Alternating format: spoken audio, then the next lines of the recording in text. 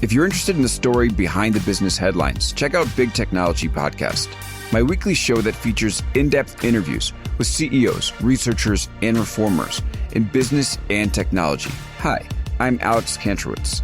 I'm a longtime journalist, CNBC contributor, and the host of the show. I empty my Rolodex every Wednesday to bring you awesome episodes, so go check out Big Technology Podcast. It's available on all podcast apps. Would love to have you as a listener.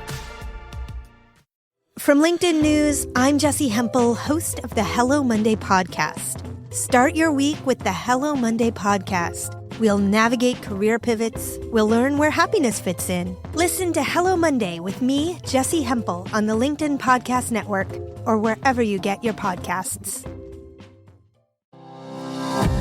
I have some incredible news. My second book, How to Have Difficult Conversations About Race, is now the #1 new release in its category on Amazon. I'm so excited for this because we've put a lot of work into it, and this was risky because as a lawyer who's focusing on negotiation and conflict resolution, talking about race seems for many to be outside of the scope of what I usually do. But again, how are we defining negotiation? We define negotiation as any time you're having a conversation and somebody in the conversation wants something. And as the podcast is titled, Negotiate Anything, we can negotiate anything. And in my years of doing all of this work in the professional world, difficult conversations about race is something that comes up over and over and over again in the workplace. And there isn't really a solid resource out there that blends the fundamentals of negotiation and conflict resolution and effective communication with this particular topic. So it's risky. It is risky to venture in this way, but I'm really excited and encouraged by this early result. So this is not just a win for me, this is a win for you too, because you are part of this tribe. And so a quick note about the book. Who did I write this for? I wrote this for the person who is passionate about changing the world and their organizations for the better, the leader who leads a diverse team, and the professional who wants to learn how to overcome the hidden barriers that make it tough to connect with people with a different background. So whether you consider yourself an ally or just want to avoid making a critical mistake when discussing race, this book is for you. And for you as a podcast listener, I'm making a direct request. After 6 years and over 600 episodes of Negotiate Anything, I'm asking for your support in this endeavor to make the world a better place. Our goal of the American Negotiation Institute is to change the world, and this book plays a critical role in making that happen, and we would love to have your support. We have the links in the description of this episode so you can get your copy of How to Have Difficult Conversations About Race. Hello, my friends, and welcome to another exciting episode of Negotiate Anything. This show is produced by the American Negotiation Institute, and with over 5 million downloads and listeners in over 180 countries, listeners just like you have made this the #1 negotiation podcast in the world. Hi, my name is Kwame Christian, and I am the founder and CEO of the American Negotiation Institute. Here at ANI, we believe that the best things in life are on the other side of difficult conversations, and we are passionate about providing you with the best content that will help you to make your difficult conversations easier, both at work and at home. Lastly, I want to remind you that we offer consulting and conduct trainings, both virtually and in person, all around the world. Our focus is in 3 main areas. First, negotiation and conflict resolution. Second, leadership. And lastly, diversity, equity, and inclusion. Check the link in the description below to learn more about how we could work with you and your team. And now, without further ado, let's jump into the interview. Ariana, thanks for joining us today. Thank you so much for having me, Kwame. This is really such a fun opportunity. Yes. I like using this as an opportunity to catch up with friends while sharing a good message to the world. So how about you get us started by telling us a little bit about yourself and what you do? Sure. My name is Ariana Tadler. I am the founding partner of Tadler Law LLP, which is a women-owned WBENC certified litigation boutique. We're principally located in New York, although we have a national legal practice. And we focus on complex litigation, class action litigation. We also have specialization across the entire team in an area called electronic discovery, which deals with all of your data that you have. And I am also the co-founder of a company by the name of Meta-e Discovery, which is a data hosting, management, and consulting company. That is fantastic and very impressive. And you must be pretty busy, I'd assume. I definitely am able to fulfill all the hours in the day. The word busy is one that I think I struggle with because I sometimes think it has negative connotations. And so I'm trying to find a word in 2021 that encapsulates what does it mean to fill all those hours in the day and still have more things to do. Oh, I like that. Yeah, I think that's really the balance that a lot of us are trying to figure out. So if you figure it out, let us know. We'll have you back on the show. Absolutely. So today we are talking about empathetic stoicism. And you might be saying to yourself, what is empathetic stoicism? Well, it is something that Ariana and I made up in our pre-interview chat. And I had to sell you on this too, right? Because can you tell the audience about your initial perspectives on stoicism when I mentioned it? Absolutely. So when I was much younger, the word stoic was sometimes used to describe me in my youth, and I took it as meaning something where the person was unemotional, very static, very quiet, perhaps very introspective. And so it wasn't something that I thought of in a positive light. And then you and I had a discussion where you really enlightened me about the depth of that word and the history of that word.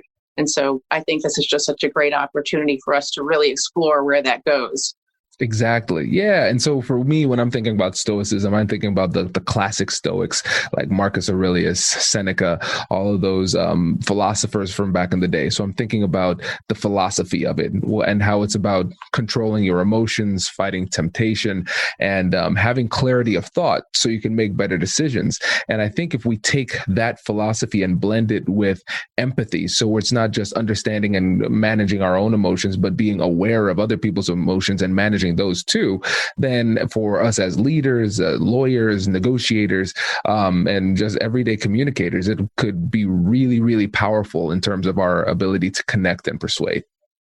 Well, and the timing could not be more perfect, right? I mean, just coming off of hearing some of the messaging with this new chapter in our nation and talking about unity and empathy and all of the things that we can do to be collaborative, inclusive, trying to make sure that all people are heard. And the truth of the matter is, I find at least that when I listen to others before I make a decision about taking an action or responding, I find that whatever action or decision I make ends up being a better action or decision because it's more informed, right? It's almost stating the obvious, but I think the world has found itself on this super fast pace that we lost the significance of taking a step back and just maybe a breath to listen. Exactly. No, I agree 100%. And so, audience, the three things that we're going to talk about first, number one, we're going to talk about stoicism, what that means in this context and how we can start to master that in our lives. Next, we're going to talk about recognizing what's inside of us. And then we're going to wrap it up by talking about recognizing what's inside of the person on the other side. So when we think about stoicism and controlling emotions and things like that, what are the things that come to mind for you? In terms of being controlled and still being creative, it means having some quiet in your mind, trying to make some space, right? To take a concept that's being positioned before you and giving it, as I said before, a minute. Let it settle. You know, sometimes things just need to settle down for a minute so that you can have a better understanding of what is its actual scope. What is the real meaning or what is the intent? And I think one of the books I mentioned to you is this book called Leadership and Self-Deception by the Arbinger Institute. And it talks about this concept about living your life in the box or outside of the box. And when you're in the box, you're really just in your own head. You're in your own space. It's as if nobody else matters or has any kind of impact in your life. And of course, that's not true. every day, and pretty much everything that we do has some interaction with somebody or something. And so when you take that minute to think about, well, what if I took myself out of the box? What if I looked outside of the perimeter to see, is there a different viewpoint? Or is there a different angle that if I looked in from that angle, I would see this situation, this concept, this thought very differently? And it is hard right now. It's very challenging when we're so accustomed to that immediate gratification through technology, through the television, through just the way information and the people in our lives are moving. And yet I find so frequently that if I do take a step back, things seem to calm down. I feel much more comfortable in the decisions that I make. I feel much more comfortable in those intense moments when you're having a conversation with somebody, which might not be the lightest of situations. When you just let things settle a little bit, you find that it takes some of the intensity or the heat out of it, right? We know, I don't know if you like to cook, I like to cook. Sometimes when you're throwing things in the pan, it suddenly gets so super hot. You know that if you just take the pan off that flame for even a few seconds, things settle down and you can go back to making whatever hopeful masterpiece you were trying to make. And so I think about it in that way. This is great. And let's continue with this metaphor as the person who cooks in the family. That's what I used to do it more. Now mom lives closer by, so we have assistants now, which is really nice. But I remember, and I think about the reality that not all mistakes are created equally, right?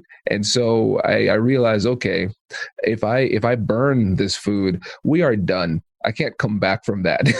But if I'm a little bit under, okay, I can recognize that, then I can put a little bit more on. And so if we think about this in terms of the heat of the battle, one might say, or a difficult conversation where there's high level of emotionality, we might find ourselves in this conversation and we say, okay, let's take a moment, let's pull ourselves back.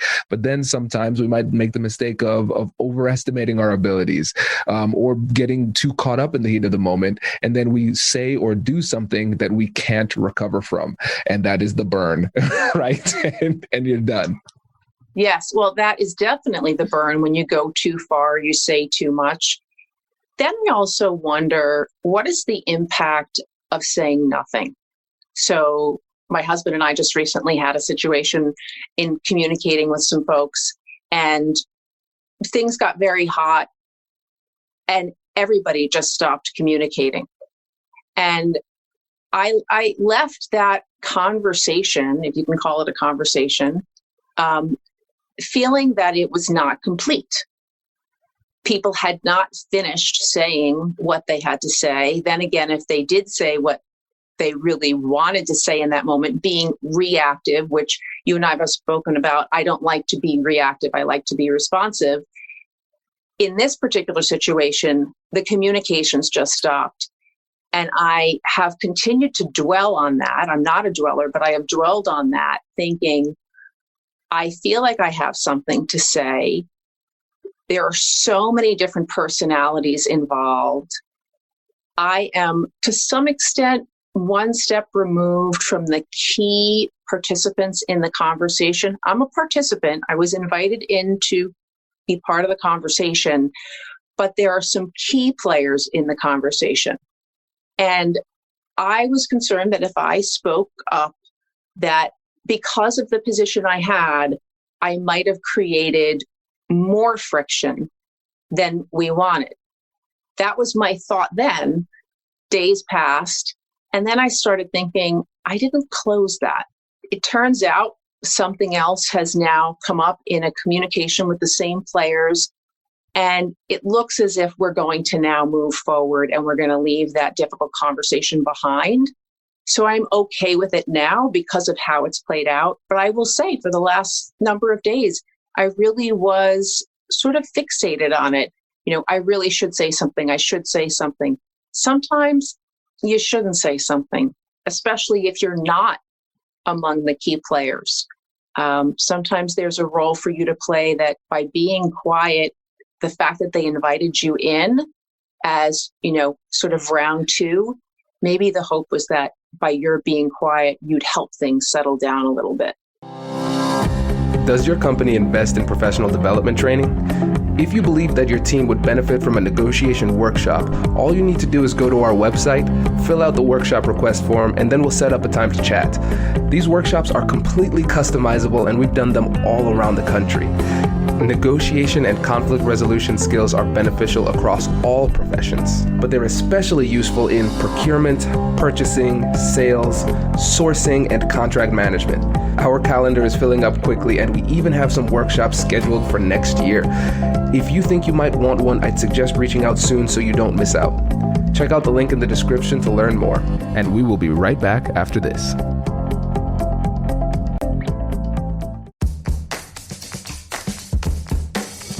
Hey you, I'm Andrew Seaman. Do you want a new job? Or do you want to move forward in your career?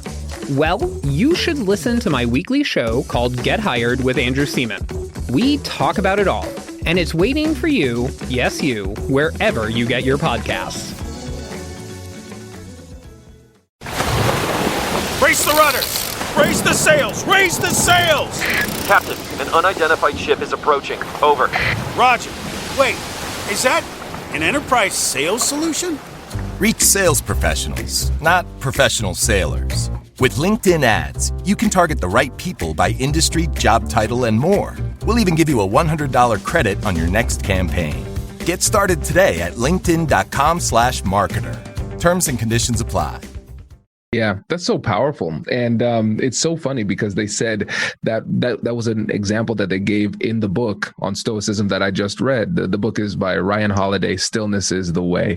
And they were referring to, I think the guy's name was Fabian fighting Hannibal. And way back in the day. And so everybody wanted him to be more aggressive and actually engage in the battle. And he said, no, actually, what we need to do is wait, and his army will become depleted, and then it would be much better for us to attack when he is weaker. There was power in restraint, in doing nothing. And that's a big part of it. And I know this is almost going to seem contrary to what we often say in the podcast, because I'm always talking about being proactive, engaging, having the conversation. But that is I think there's an appropriate bias towards being proactive and having these conversations, leaning in. But we also have to be able to slow down, pause, and think through it so we can then implement the proper strategy. We can't really trust ourselves in the moment when we are flooded with emotions to make the proper decision. Let me take a day, maybe even two, to think about what the right approach is. And what you came up with in that situation is the right approach is to not approach and let this play itself out. Right. Recognizing, again, what role are you there to play in that particular circumstance or that particular situation. Some of the work that I do, obviously, I don't have the benefit of days, let alone even hours or sometimes minutes. I think about, when I'm appearing before a judge, and you're really on the spot when you're in that communication and the judge is trying to figure out how to resolve a dispute. He or she wants an answer. I always, though, try to say a few sentences in the course of the discussion so that I'm still thinking in the background and saying, okay, where's this going? Where's the intensity? Where's that middle ground? Where does this judge, arbiter, mediator think we're going? And if it's not the direction that I want to go, how can I help to move that needle, even just slightly? Because just that slight movement could change the tone of the conversation. And when the tone changes, people start listening again, right? When people start yelling or people become nasty or intense, I feel like sometimes people's ears just shut off. They forget that in order to converse, even to really have a good debate, right? Anybody who's done debating work knows you have to listen. That's the whole point, because otherwise you're just talking and you can't possibly win the debate because you're not responding point for point. And so you have to come up with some mechanisms so that you can better manage the situation and allow your brain to process what's really happening here, both audibly as well as tone, temperature, and then sometimes realizing that whatever that intensity that's coming at you may have nothing to do with what we're talking about at all. It may be that that person just had a really crappy day, or something bad just really happened moments ago, an hour ago, 2 hours ago. And so they've brought the heat to this conversation. Well, this plays right into that empathetic stoicism, right? So trying to have an understanding of, where is this coming from? Why is this person behaving this way? Why is he or she saying it the way he or she's saying it? Because maybe when we get right down to it, we're really just talking about X. Let's get to X. Exactly. Oh, this is great. And I like what you talked about at the beginning when you were talking about the pause, but sometimes we don't have the luxury of days, hours, or even minutes. But even injecting just a simple deep breath before responding can work wonders. And for me as a mediator, that's something that I have to deal with, especially when somebody says something that is way out in left field. I just need to take a second and think through it. And then sometimes you can almost manufacture this time, because you can say things that can give yourself a little bit of time, like you said. So, for example, one of the things that I like to do in these types of situations is ask for clarification. Even if I know what they said, I understand it, I might just say, I'm not sure exactly what you mean. Can you explain that? Or I might focus in on a specific word. When you say blank, what does that mean to you in this situation? Okay, tell me more. And so I'm still listening to a certain extent, but I'm really strategically asking that question to give myself some time to process a little bit deeper. Right. I mean, just think about our prep time and talking about the word stoic or stoicism. And you saw the reaction from me right away, even just in body language, because we were doing it via video teleconferencing.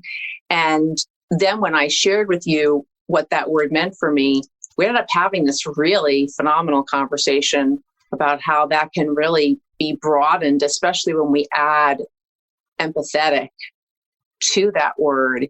It becomes much more inclusive, thoughtful, creative, inviting this opportunity for people to communicate better, more clearly, in a more understanding way.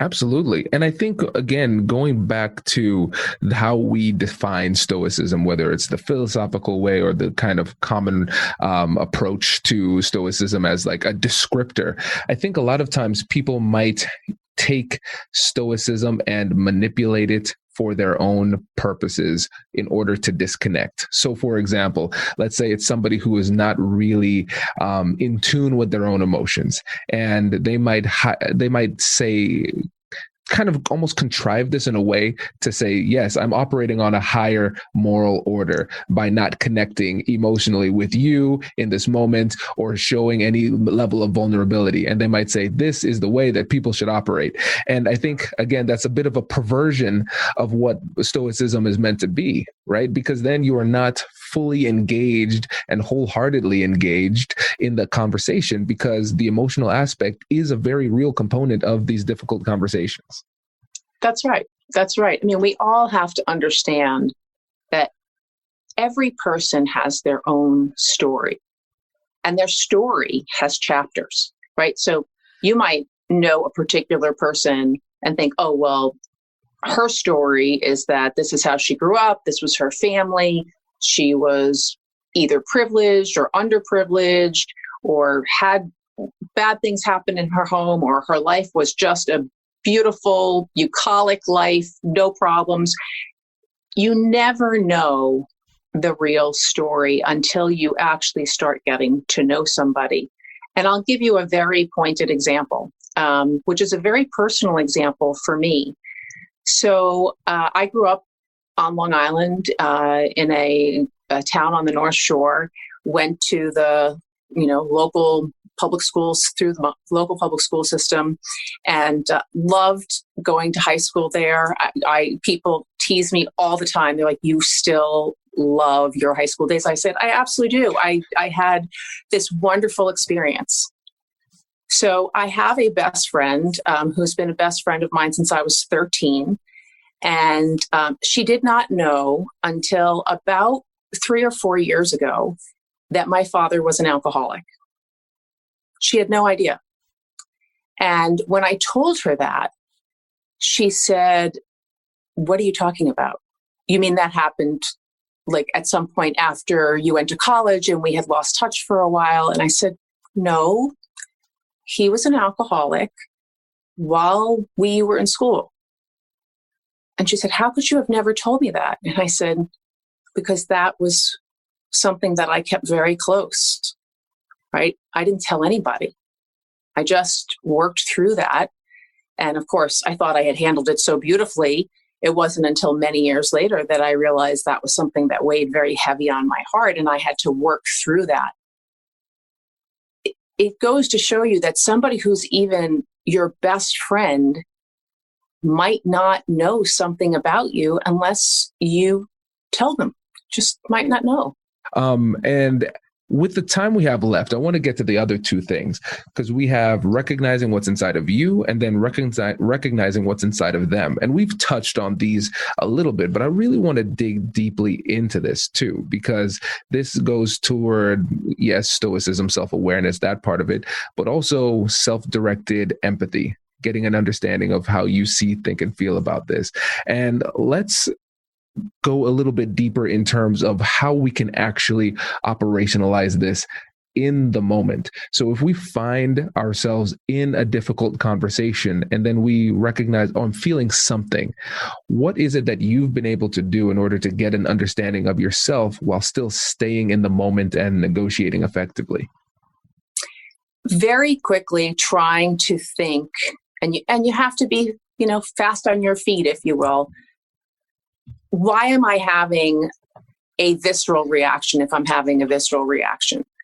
And if you're able to pick that up right away, that immediately will put you in a position of saying, well, I already know from my own experience that if I go that direction, that visceral reaction direction, that's going to push me in a way that I already know how that could play out because I've seen it before.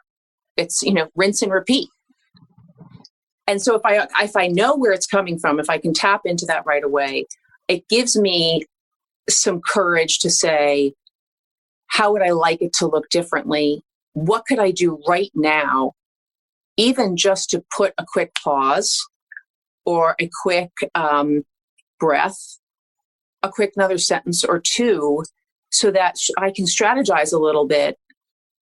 And maybe if I say something differently, more calmly, more thoughtful, or sometimes, quite frankly, more harshly, the conversation could go differently. And I will tell you that I've had to do that just like many people.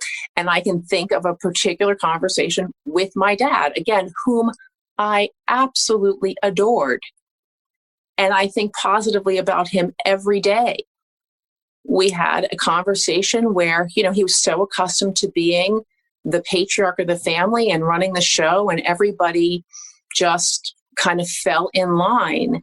And he had one of these moments of being loud and demanding. And I just took a breath and said, no, I don't want to do that anymore. And I'm not going to. And there wasn't screaming. There wasn't yelling. I just said very matter-of-factly, I'm not doing this anymore. And if you continue to behave that way, what will happen is we will not be having conversations because I'm not interested in having that loud, screaming, yelling situation. And it didn't happen all the time, by the way, which is going right to your point, right? Thinking about why did that happen the last time? It doesn't happen all the time, but if you can quickly remember, oh, that happened. And every time I react that way, things go in a bad direction. And for this, it was an absolute pivotal moment not only in my relationship with my father, but it was a pivotal moment in my relationship with my husband and my children. Because no longer was I walking into situations that sometimes might have been intense, where they were kind of on pins and needles worrying, because I just had a new sense of peace. Like, I'm not going to do that anymore. I don't want to do that anymore. I don't have to do that anymore. This is so fascinating. There are so many different angles we could go with. And so let's start off with this one, because I think there is an assumption that a harsh action or harsh words need to be met with a similar level of emotionality. And I was actually on a podcast episode where they asked about that this morning, actually, so pretty recently. And again, your response was incredibly powerful. You did not meet him with that same level of maybe, let's say, aggression or volume in this situation. You were very calm. And so what I like to do is focus on not just the conversation, but also the conversation behind the conversation that doesn't involve words. And so let's forget the words that you said. Through your demeanor and through your controlled approach, what did you show him in that moment? Right. So I spent the better part of my youth slouched. Even though I was an athlete, for all through high school, all through college, just slouched. And now when I look back on that, that was my curving in, right? Protective mode. And in that conversation, I walked in, shoulders back, head held high, and looked at him and just said, I'm not doing this anymore. I'm sorry if you don't like that. I'm sorry if that makes you feel uncomfortable, but I need to say my piece. And I said that. And there was potentially maybe 2 seconds, 3 seconds, maybe there were 3 seconds where he could have said something to bring me back into that heat. I had already 180'd out the door. I was already out. Now that's an intense conversation. And again, I don't want anybody to walk away from this conversation thinking poor things about my dad, because he was very highly functional and successful. And again, I loved him so much. I have had other conversations with people where, again, you look back and think, well, why did things play out that way? Why did they feel that they could speak to me that way or treat me that way? You play a role in that too. You know, I don't want to say that like the victim psychology, that's not what I'm talking about. But if you don't hold your ground, if you don't show a sense of self-control, not in a way that is overly manipulated or restricted, but self-control in terms of who are you? Who do you want to be? You know, we think about all these people, whether it's, you know, executive coaches or evangelists, you know, you have to actually vocalize and visualize who you want to be. It's actually very powerful. When you do that, when you think about situations that have involved difficult conversations, if you visualize how you wish you had been, and you kind of refer to that from time to time, over time, you can bring that to bear and make that who you are very naturally. It may not feel natural to people who've known you for a long time, but over time, they'll see that, you know, you're an evolving human being. God willing, we're all evolving. I hope we are evolving for the better. That's certainly my personal aim. Yeah, exactly. And the word that you said that I think is most fascinating here is role. We played a role in that. And if we think about a role in a TV show or in the theater or something like that, you have a character and a role that you're playing, and you interact with other people and they have a role. And the balance of the play is contingent upon people staying in their roles. And so really what you did in this, and you were saying that we're changing the pattern.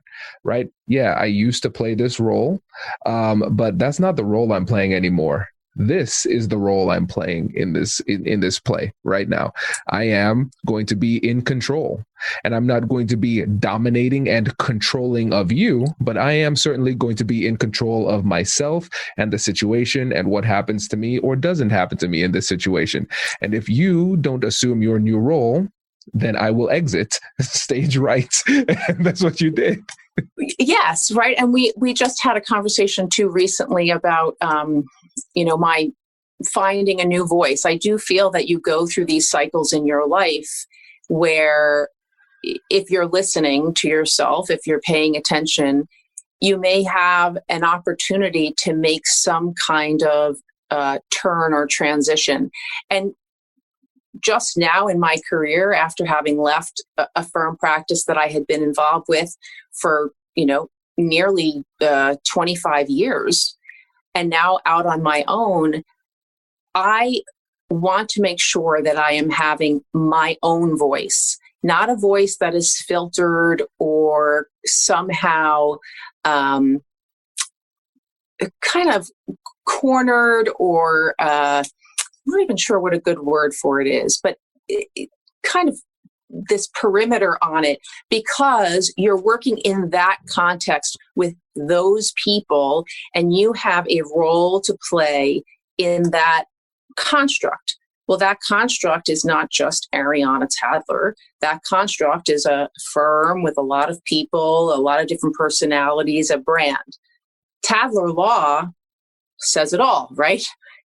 Tadler is me. And so I want to make sure that now I'm having the voice that I want to have. And I have much greater ability and opportunity to do that because I'm in a very different kind of construct. So at the same time, though, I have to be very mindful. Tadler Law is not the Ariana Tadler show, right? Tadler Law has its own construct. I have a phenomenal team of diverse people who make what we do every day work. And I am so grateful for them. And I'm still mindful that when I want to have perhaps a different voice than people are accustomed to my having, maybe being a little bit more human and a little bit more sharing some of my emotion in a positive way, obviously, I have to be mindful that I have these people that I work with who I consider my team, and I want to be respectful of them. And I don't want to be doing something that somehow is going to be negative or negatively received by them. And of course, that's true for my clients as well. My goodness, want to make sure that I connect well with my clients and that they see me as true and authentic and that they know who they're really dealing with. Absolutely. And so thinking about that, right, from the authenticity perspective, we often need to do a lot of introspection to figure out who our authentic self really is, and then how that authentic self manifests itself in different avenues of life. At home, at work, with clients, when you're speaking and things like that. And that is often going to depend upon the people around you, which parts of you bring to the fore. So for instance, I'm a father of a 5-year-old. Okay, that's a different version of myself, still authentic me, but still different. I don't act the same way I act with Kai when I'm with opposing counsel in a negotiation. That would be weird and not very effective, right? And so I think this segues really well into our third and final point, which is recognizing what's inside of the other side. This is the empathetic side, right? And so we're seeing how our authentic self-expression will be in many ways moderated by the people who are around us. We're going to adjust ourselves, still being authentic based on the people around us. And so can you tell us more about the heart of this part where we're talking about recognizing what's inside of other people? Yes. And I love that you give that example with your relationship with Kai versus when you're, managing a negotiation or in a case matter. Everybody, remember what I said, everybody has a story, and in the story, there are chapters. And when you think about a book with chapters, there are also characters. Well, Kai is a character, a beautiful character in your life, right? There are other people in your family that are beautiful, hopefully all characters in your life. And similarly, you have people in your work life that hopefully have a very positive experience with you and through you. And then you probably, from time to time, manage to meet one or two people who are negative characters. We have to figure out, how do we work with all of them? One of the things that I tap into when I'm dealing with somebody who's difficult is people that bring me joy. I, as you know, have two children who are now, hard to believe, 21 and 23. So using the word children is almost feeling uncomfortable. They're young men.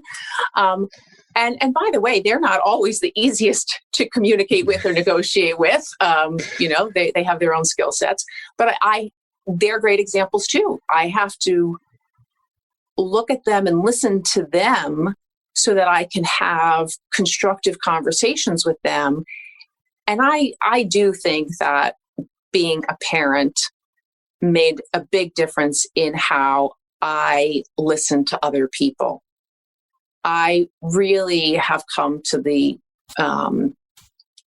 realization that you really don't know what has happened in somebody's life over time, last week, today. Anything could have happened. And it could have happened in their home life. It could have happened on the subway. It could have happened on the street. It could have happened in a conversation 2 minutes ago. And so I really like to start out conversations with people saying, so how are you? How are you doing? Anything new? And you never know. That could be something positive, or somebody who you don't even know that well. Even somebody I could be on the other side of a dispute with might say, oh, you wouldn't believe what happened today. And they do a 30-second, unload, if you will. Well, you suddenly realize, wow, there's a lot more going on there than what we were set to talk about.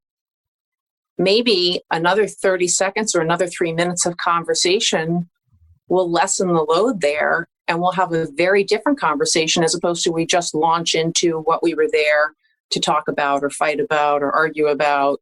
When you're trying to put a deal together, people feel very entrenched in their positions. When you're open to where somebody else is coming from, I just think you end up with a better result in the end. And I think when we focus on the term result, we sometimes are too finite. You could be doing a deal or negotiating something with somebody and focus only on that one element.